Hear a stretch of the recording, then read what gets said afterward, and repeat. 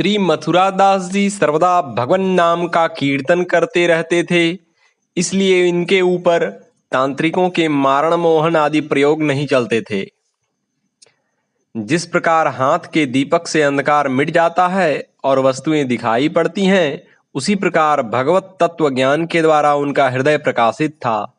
उनके हृदय में प्रभु का विश्वास था और उन्हीं का बल था।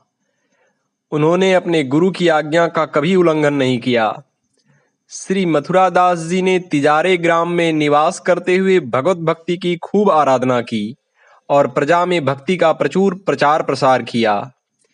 एक बार तिजारे ग्राम में साधु वेशधारी एक जादूगर आया। वह सबको दिखाकर भगवान सालग्राम की सेवा करता था। विशेष बात यह थी कि उसके सालग्राम जी सिंहासन पर हिलते डोलते रहते थे। इस चमत्कार को देखने के लिए जनता की भीड़ एकत्र हो जाती थी।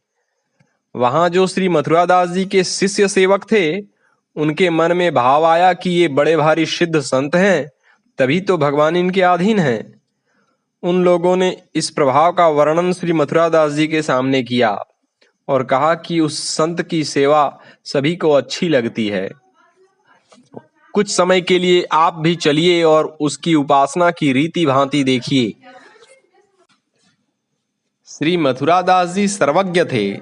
जादूगर ढोंगी है, भक्त नहीं। इस रहस्य को समझकर बोले, मेरे चलने से उसकी माया नहीं चलेगी, तब उसके मन में दुख हो जाएगा, अतः हम वहां नहीं जाएंगे। सभी शिष्य सेवकों ने चरणों में पड़कर प्रार्थना की।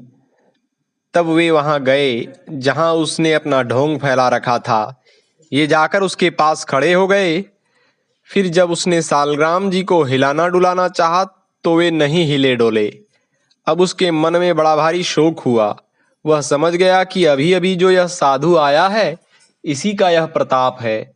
हमारी सिद्धाई में यह बाधक है, अतः तंत्र मंत्र जप आदि करके इसे मार डालूं। इस विचार को उसने अपने मन में दृढ़ किया। फिर उसने इन्हें मारने के लिए मूठ चलाई। वह श्री मथुरादास जी की भक्ति के सामने आकर व्यर्थ हो गई। उलटकर उस चलाने वाले को ही लगी, जिससे मूर्छित होकर वह पृथ्वी पर गिर गया। लोगों को ऐसा लगा कि यह मर गया है। तत्पश्चात दयालु संत श्री मथुरादास जी ने दया करके उसे जीवित किया। फिर समझाया और उसे सेवा रूपी भक्ति मार्ग का उपदेश दिया। ऐसे महान संत थे श्री मथुरादास जी।